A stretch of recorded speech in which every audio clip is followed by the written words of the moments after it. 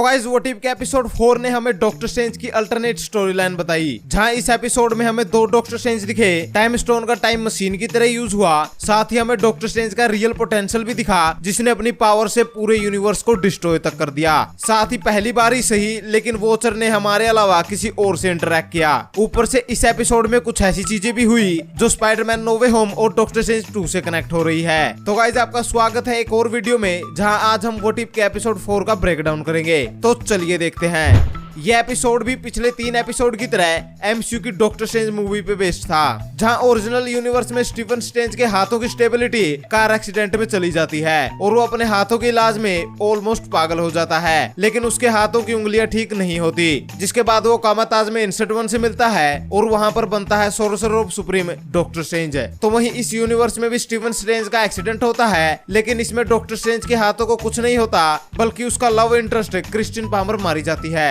जिसके बाद स्टीफन की लाइफ बिल्कुल बोरिंग हो जाती है और वो खुद डिप्रेस भी हो जाता है। जिसके बाद वो किसी तरह कामाताज में पहुंचता है और sorcerer of supreme doctor strange बनता है। यानी दोनों ही यूनिवर्स में स्टीफन स्ट्रेंज डॉक्टर स्ट्रेंज बनता है, लेकिन अलग अलग रीजन से।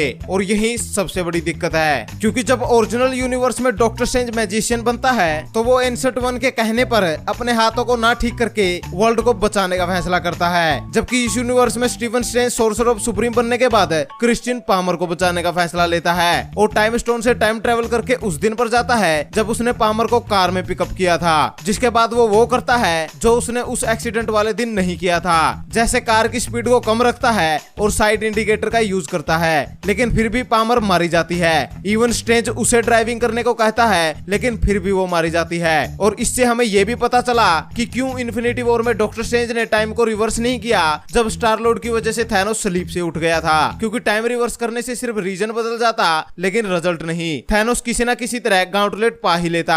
खैर वापस आते हैं एपिसोड में, तो डॉक्टर स्ट्रेंज की लाख कोशिश के बाद भी क्रिस्टिन पामर नहीं बचती और यहाँ एनसेट वन आकर बताती है कि क्रिस्टिन पामर का मरना टाइम में एब्सोल्यूट पॉइंट है और इसे चेंज नहीं किया जा सकता। अब एब्सोल्यूट पॉइंट यहाँ पर टाइम पैराडॉक्स है, यानी मान लीजिए आप पास्ट में जाकर अपने दादाजी को मार दें तो फिर आप पैदा नहीं होंगे, और अगर आप पैदा नहीं होंगे तो फिर आप अपने दादाजी को कैसे मारेंगे। और इसी तरह अगर डॉक्टर स्ट्रेंज पामर को मरने से बचा लेगा तो उसकी लाइफ बोरिंग नहीं होगी और वो कभी भी कामाताज में नहीं जाएगा, और अगर वो कामाताज में नहीं जाएगा तो वो कभी भी टाइम स्टोन और टाइम ट्रेवल के बारे में नहीं जानेगा। और अगर उसे टाइम स्टोन और टाइम ट्रेवल के बारे में नहीं पता तो फिर वो टाइम में पीछे आकर पामर को कैसे बचाएगा। तो अब आप समझ गए होंगे कि क्यों डॉक्टर स्ट्रेंज पामर को नहीं बचा पाया। खैर इस पैराडॉक्स के बारे में जानने के बाद डॉक्टर स्ट्रेंज काइगलिस्त्रो की लाइब्रेरी में जाने की सोचता है। अब काइगलिस्त्रो एक सोर्सरर ऑफ सुप्रीम है जिसने टाइम के ऊपर बुक लिखी थी, और ये वही बुक है जिसको पढ़कर डॉक्टर स्ट्रेंज मूवी में डॉक्टर स्ट्रेंज आई ऑफ एगमोटो को पहली बार यूज करता है। खैर यहाँ हमें यह बताया जाता है कि काइगलिस्त्रो की एक लाइब्रेरी है और डॉक्टर स्ट्रेंज को लगता है कि उस लाइब्रेरी में कोई बुक होगी जो उसे एब्सोल्यूट पॉइंट को ब्रेक करने में मदद करेगी। और जब डॉक्टर स्ट्रेंज उस लाइब्रेरी में जाने लगता है तो इंसेट वन अपनी पावर से डॉक्टर स्ट्रेंज की सोल को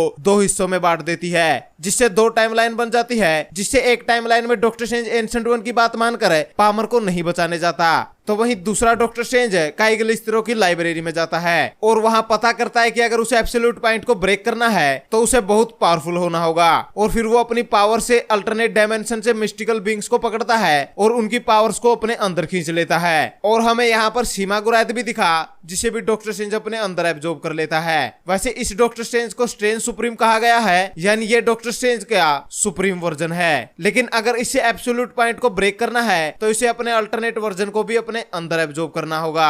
वैसे इस एपिसोड में जब डॉक्टर स्ट्रेंज अल्टरनेट डायमेंशन से मिस्टिकल बीइंग्स को एब्जॉर्ब कर रहा था तब वॉचर समझ गया था कि इस यूनिवर्स को ये डिस्ट्रॉय कर देगा, और वो डॉक्टर स्ट्रेंज को एक साइन भी देता है जिसे डॉक्टर स्ट्रेंज महसूस तो कर लेता है लेकिन समझ नहीं पाता।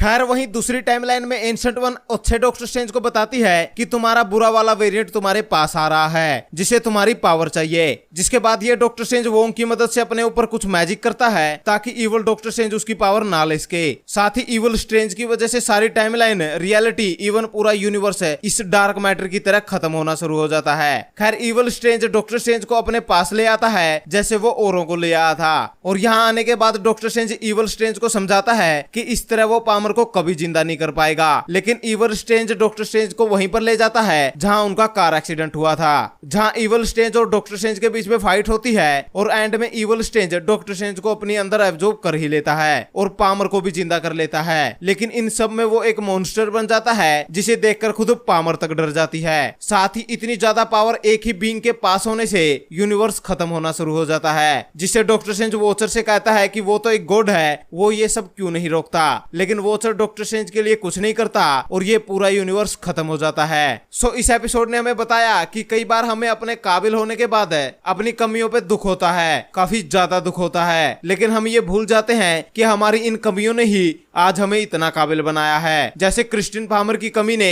स्टीवन स्ट्रेंज को डॉक्टर स्ट्रेंज बनाया। इस एपिसोड में काफी डिटेल्स थी। जैसे डॉक्टर स्ट्रेंज मूवी के स्टार्ट में ये दिखाया गया था कि क्रिस्टिन पामर ने स्टीवन स्ट्रेंज के ईगो की वजह से उससे ब्रेकअप कर लिया है, लेकिन इस यूनिवर्स में पामर ब्रेकअप नहीं करती और यही नेक्सस इवेंट होता है जो एक नया यूनिवर्स बनाता है। जब डॉक्टर स्ट्रेंज आई ऑफ एगामोटो का यूज करता है और एप्पल के साथ एक्सपेरिमेंट करता है तो यहाँ वोंग और एंसेंट बनाती है, जबकि डॉक्टर स्ट्रेंज मूवी में यहाँ पर वोंग और मोरडोक आता है, पर इस एपिसोड में मोरडोक नहीं आता। इवन पूरे एपिसोड में मोरडोक कहीं नहीं आता। शायद मोरडोक इस यूनिवर्स में कामाताज आया ही ना हो। जब डॉक्टर स्ट्रेंज पामर को पिकअप करने नहीं जाता ताकि वो बच सके, लेकिन जब वो मारी जाती है तो टीवी में जो रिपोर्टर उसकी न्यूज सुना रही होती है तो ये वही रिपोर्टर होती है जो फर्स्ट आयरन मैन में दिखी थी। एंसेंट वन डॉक्टर स्ट्रेंज के पास एब्सोल्यूट पॉइंट को बताने आती है, क्योंकि एंसेंट वन शुरू से ही जानती थी कि स्टीवन स्ट्रेंज ही डॉक्टर स्ट्रेंज यानी नेक्स्ट सोर्सर ऑफ सुप्रीम बनेगा। और इसीलिए एंड गेम में भी जब ब्रूस बैनर डॉक्टर स्ट्रेंज का नाम लेता है तो एंसेंट वन कहती है कि वो 5 साल जल्दी आ गया।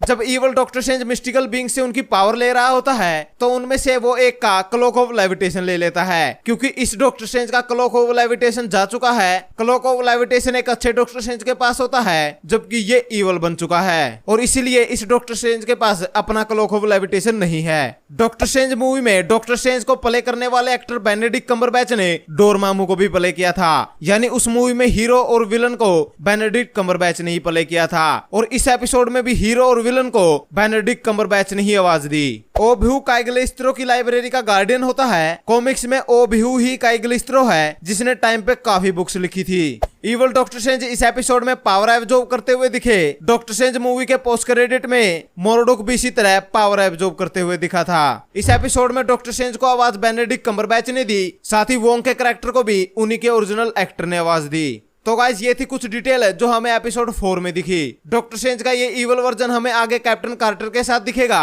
और ये देखना काफी जबरदस्त होगा कि ये डॉक्टर स्ट्रेंज कैसे रिटर्न करेगा। साथ ही कुछ फैन इस डॉक्टर स्ट्रेंज को नो वे होम के टीजर ट्रेलर में दिखे डॉक्टर स्ट्रेंज समझ रहे हैं, लेकिन इसके चांस काफी कम है, क्योंकि केविन फेगे ने कहा है कि व्हाट इफ को ये ध्यान में रखकर बनाया गया है कि ये आने वाली मूवीज को स्पॉइल ना करे। लेकिन हाँ, वॉचर ने इस एपिसोड में ऑलमोस्ट इंटरफेयर कर ही दिया था, यानी आगे शायद वॉचर जरूर इंटरफेयर करेगा। और अगर बात करें ओवरऑल इस एपिसोड की, तो ये एपिसोड पिछले 3 एपिसोड से काफी अच्छा था और कई जगह तो ये एपिसोड काफी डार्क टोन पकड़ लेता है। ऊपर से इस एपिसोड ने हमें डॉक्टर स्ट्रेंज का असली पोटेंशियल भी दिखाया, जो हमें आगे लाइव एक्शन मूवीज में भी देखने को मिलेगा। सो गाइस ये था व्हाट इफ के एपिसोड 4 का ब्रेकडाउन। अगर आपके पास में कोई भी डिटेल या इन्फॉर्मेशन है तो वो हमें कमेंट में जरूर बताएं। साथ ही अगर हमारी ये वीडियो पसंद आई तो इसे लाइक और शेयर जरूर करें। ऊपर से इसी तरह के सुपर कंटेंट के लिए हमारे चैनल को जरूर सब्सक्राइब करें। Thank you guys, this is Vicky Seemar and you watching the Vicky सीमार।